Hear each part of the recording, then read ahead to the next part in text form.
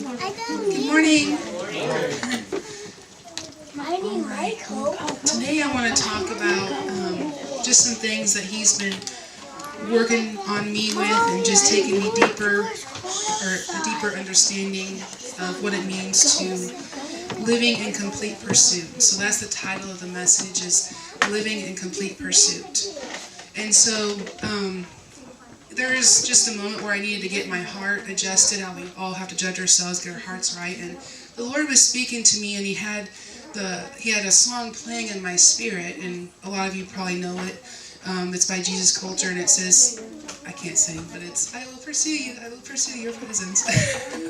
But it's that song. So, and that was playing in my spirit, and so that was the answer to everything that I needed, and because all those other things would just fade away. And so as I started doing that, He just started just speaking to me, and so I just want to share with you what He's been speaking to me. So what does pursue mean? We all know the meaning of it. Pursue means to chase or to follow after. And God created us. He created us to just pursue Him, to love Him, to chase after Him. And we're also to speak His promises over ourselves, like what He thinks about us. And there was one day that I was doing that, professing who He was to me, just speaking that over myself, and just professing like what He thought of me. And I got a revelation the other day that as you're doing that, then the Lord's like, I know you're created in my image, I know that you're fearfully and wonderfully made. And He's like, I know. But like those of you that are artists, or those of you that are crafty, or men, if you like create a motor or something out of wood or whatever, when you look at your finished product, you look at it in awe. You're like, wow, I made that. Maybe you walk away and you come back to it, wow, look at that, And that's how God is with us. So, it's important. God shared with me that His thoughts are not our thoughts, and His ways are not our ways. And the Word says that as far as the heavens are above the earth, so far are His thoughts above our thoughts, and His ways above our ways. So then that led me to Jeremiah 29:11, that His thought, that the plans that I think towards you, or the thoughts that I think towards you, says the Lord, are thoughts of peace and not of evil, but to give you a future and a hope. Yeah. And so those were coming together for me. I'm like, oh wow. So just one morning, I was worshiping God and praising Him and just spending time with Him like I was needing to do, pursuing Him and stuff. And He led me to a certain verse in the Bible. And if we go to Mark chapter 6,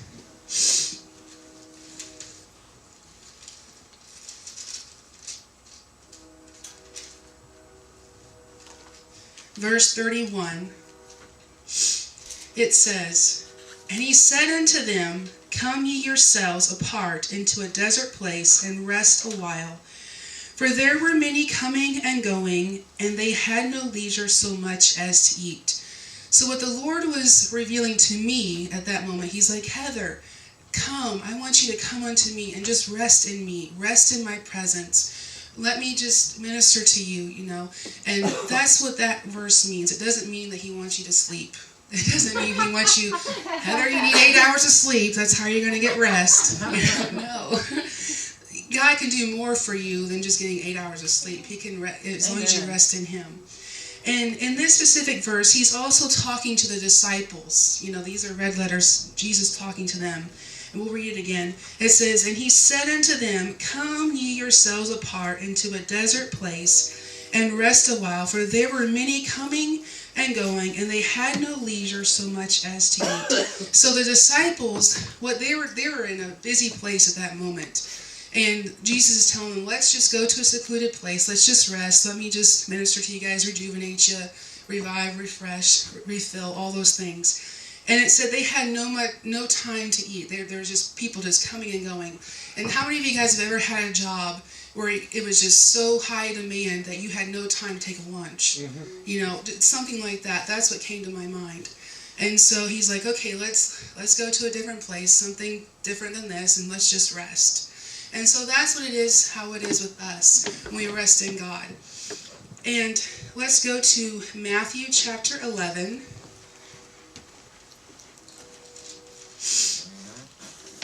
verse 28 through 30.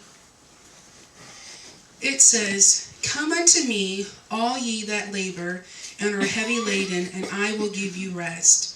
Take my yoke upon you, and learn of me, for I am meek and lowly in heart, and ye shall find rest unto your souls. For my yoke is easy, and my burden is light." And so that word "come," what that is that's a personal invitation from Jesus Christ to you and me, for us to come unto him, and to just rest in him, and just to trade our yokes in for his yokes. And when we do that, we'll feel lighter, we'll feel his peace, we'll feel his joy, and all those things just start to fade away. You know, we live in a fast-paced world. You know, you have to go from point A to point B. You have to take your kids, if you guys are parents or whatever, to the school, the daycare, then go to work, pick them up afterwards, and just prepare dinner, and then spend time, if you have time, spend time with the Lord. It is just funny. I was talking to Becky the other day, and she said that because she was getting after the kids and things like that, and then she was trying to get time with God, she's like, "Okay, God, I'm ready." Like that. And it was just funny. I thought that would kind of just came to my mind. So, but yeah, I just thought it was funny. But anyway, but it's like that. And so he's just inviting us just to come and just spend time with him in his presence. And in order for us to enter into his rest, it can be that fast-paced world, you know, the cares of our life, you know, that can weigh upon us. Or maybe we're not totally lined up with the word. We're not thinking on the right things, and that peace is not there. You're not totally entering into his rest. And in order for you to enter into his rest, you have to think on things that are good. So we're going to turn to chapter 12, or Romans chapter 12, sorry. Romans 12, verse 2, and it says, "And be not conformed to this world, but be ye transformed by the renewing of your mind, that you may prove what is that good and acceptable and perfect will of God." So he's telling us that we're not to be made like this world, what other people think, whatever other people say. You know, we're to be set apart fully for him, and we're to renew our minds daily, thinking on things that are good and that are praiseworthy. So we'll turn to Philippians chapter 4. You guys know this stuff, but it's always good to be reminded. Philippians chapter 4, verses 6 through 9, it says, "Be careful," or another word for that is "be anxious for nothing, but in everything by prayer and supplication with thanksgiving. Let your requests be made known unto God, and the peace of God, which surpasses all understanding, shall keep your hearts and your minds through Christ Jesus. So that, before we go further, that's part of entering into his rest. You know, not worrying about something, you know, how's this bill going to get paid, or you just trusting, you know, or how's this going to work out, whatever it is. Verse 8, it says, "Finally, my brethren, whatsoever things are true, whatsoever things are honest, whatsoever things are just, whatsoever things are pure, whatsoever things are lovely, whatsoever things are good report, if there be any virtue, and if there be any praise, think on these things. Those things which ye have both learned and received and heard and seen in me, do, and the God of peace shall be with you." And so that's a promise from God. As you're doing those things, you know, you're taking authority, taking every thought captive, and just thinking on things that are good, and that means you're thinking on the word. He'll be with you. He'll give you that peace and that rest in your mind. So we're going to turn to Micah chapter 4. It's the last book in the Old Testament, and it's right before Matthew. And we're going to read verse 2. It says, "But unto you that fear my name shall the Son of Righteousness arise with healing in his wings, and ye shall go forth and grow up as calves of a stall." So there's quite a bit of meat in this verse 2, and it says, "But unto you that fear my name." And Becky talked about that in the offering teaching, that if you fear somebody, you're reverencing them, you're you're giving God reverence and reverencing his name and who he is. And it says, and you're doing your best to keep his commandments. It says that the Son of righteousness arise with healing in his wings. And so that morning when I was spending time with God and I was resting in him, I was just closing my eyes and he was just showing me things. I seen this big, huge wing like this, just out. And there was like 3 little birds underneath it. And they were taking shelter. They were protected. They were, taking covering and stuff, And the mother, or who usually is the mother that protects them, they're protected from whatever enemy or whatever thing that's trying to eat them, or maybe from the weather if it's a bad storm, or maybe they just need to stay warm. Maybe they're just so young they need to stay warm. Well, God does that with us. As we're, under him and lining up with his word, taking rest in him, he'll protect us and you'll get healing. And healing isn't just physical. Healing is physical, mental, spiritual, and emotional. Mm-hmm. All those things play into it, and you will get healed. And that's what he was showing me, that you'll get healing in his wings. And we'll turn to Psalms 91.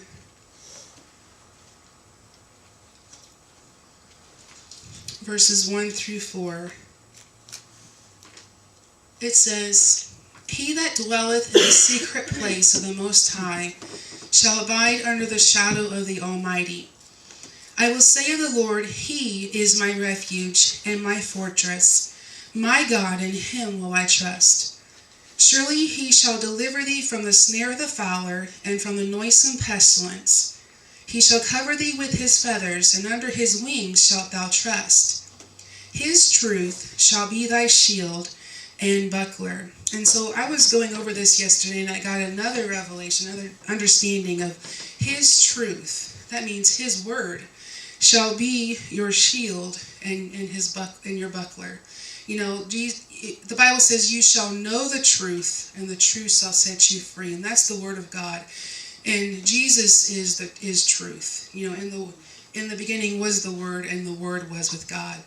And I wish I had this revelation on Friday night. We were out ministering, and we came into people of the Mormon faith, and they were trying to, tell us, give us their Bible thing and all this stuff. And they just asked us, well, how do you know what's truth?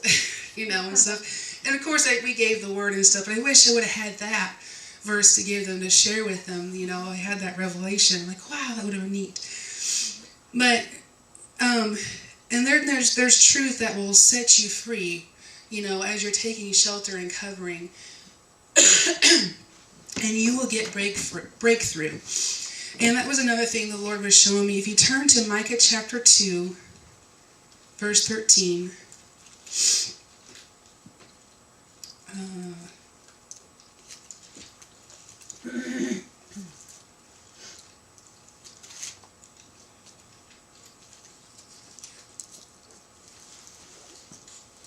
There it is. Micah chapter 2, verse 13. It says, "The breaker is come up before them.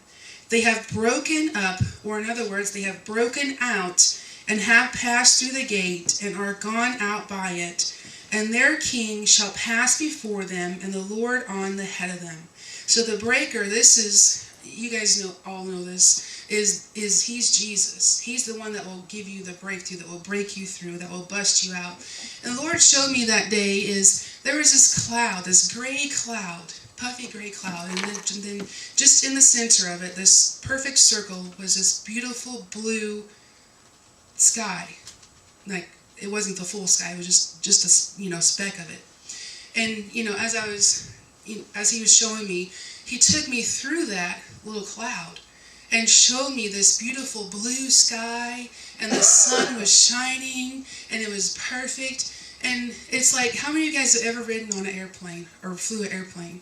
Okay, well, imagine that the day is just gray and just no sun at all. All you see is those gray clouds. It's just gloomy and all that stuff. Well, as you're, taking off, the airplane is just busting through those clouds, And as you reach a certain altitude, all you see is just the blue and the sun and the sky and all that stuff. And that's how it is with us. We can get that clarity in our minds and our spirit, and he'll give you that breakthrough that you need.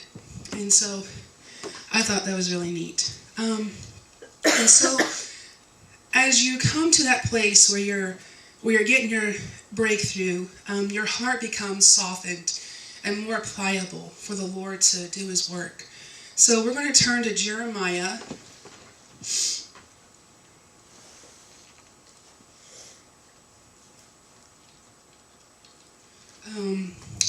Chapter 18.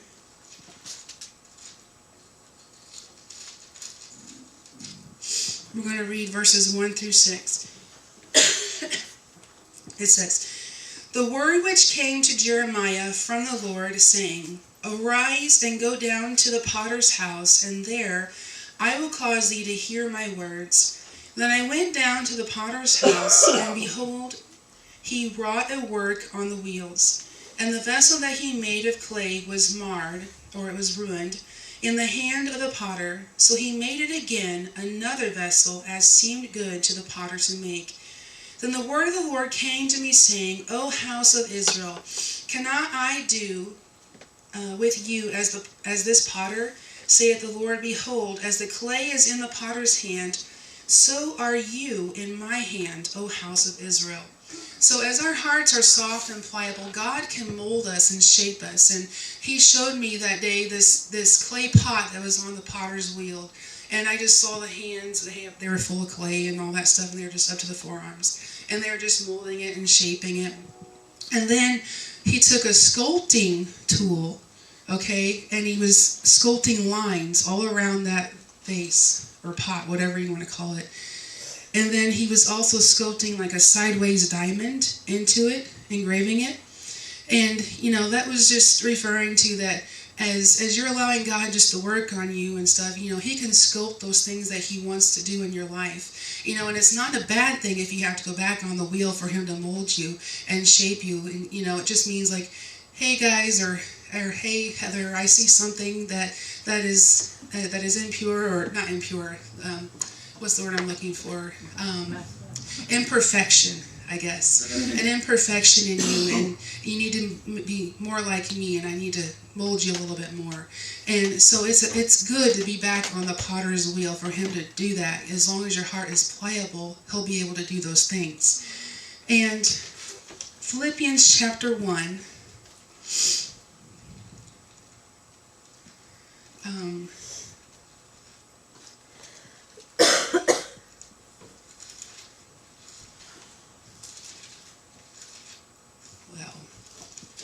so used to the phone Bible now, I forget.